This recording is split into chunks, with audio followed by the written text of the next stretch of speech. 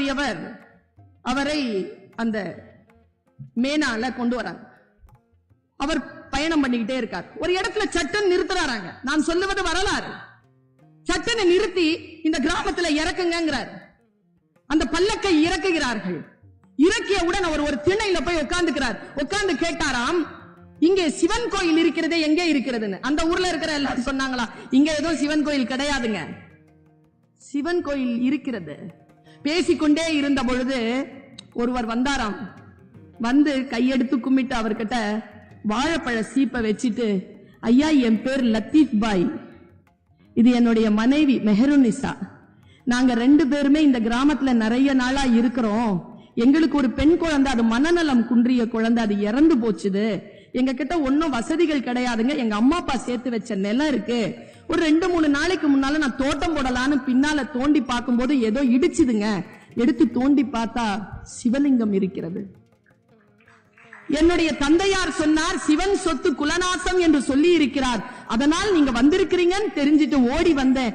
ஐயா, இந்த சிவலிங்கம் இருக்கக்கூடிய இந்த வீட்டையும் என் நிலத்தையும் உங்களுக்கு நான் அளிக்கிறேன். நீங்கள் அதில் சிவன் கோயிலை கட்டிக்கொள்ளுங்கள். நான் என் பெட்டிக்கடையில் சம்பாதித்த 101 ரூபாயை இங்கே வைத்திருக்கிறேன். அந்த கோயில் கட்டுவதற்கான அச்சார பணமாக இதை எடுத்துக்கொள்ளுங்கள் என்று அந்த லத்தீப் பாய் சொன்னார்.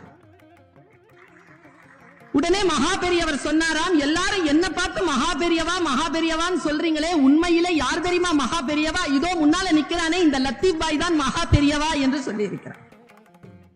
உடனே அந்த மகா பெரியவர் சொன்னார், ஏ லத்தீப் பாய், நீங்கள் ஹஜ் போயிருக்கிறீர்களா? இல்லையா, அவ்வளவு வசதி எங்களுக்கு கிடையாதுன்னு உடனே ஊர் மக்களை பார்த்து சொன்னாராம், இவ்வளவு பெரிய காரியத்தை லத்தீப் பாய் நமக்காக செய்திருக்கிறார், அவருக்காக நீங்கள் என்ன செய்ய போகிறீர்களா? ஒரு மாமி முன்னால ஓடி வந்து, என்னுடைய தாயினுடைய சொத்து இந்த வளையலை நான் இந்த லத்தீப் பாயினுடைய ஹஜ் பயணத்திற்காக கொடுக்கிறேன் என்று அவர் கொடுத்து, எங்க அம்மா வீட்டு நிலம் மஞ்சக்காணி எங்களுக்கு தோப்பா இருக்கு, அந்த தோப்பை நான் இவர் பெயரில் எழுதி வைக்கிறேன் அந்த மாமி சொன்னாங்க. இங்கே நிகழ்கிறது மனித நேயத்தின் மகோன்னதம்.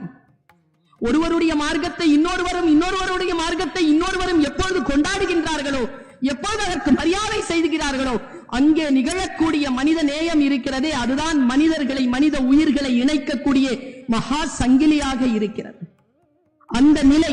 அந்த நிலை வளர வேண்டும் என்று சொன்னால், மதம் சார்ந்த கொள்கைகளிலிருந்து சற்று விலகி ஆன்மீகம் சார்ந்த அந்த நிலைக்கு நம்முடைய சமுதாயத்தை நாம் உயர்த்தியாக வேண்டும்.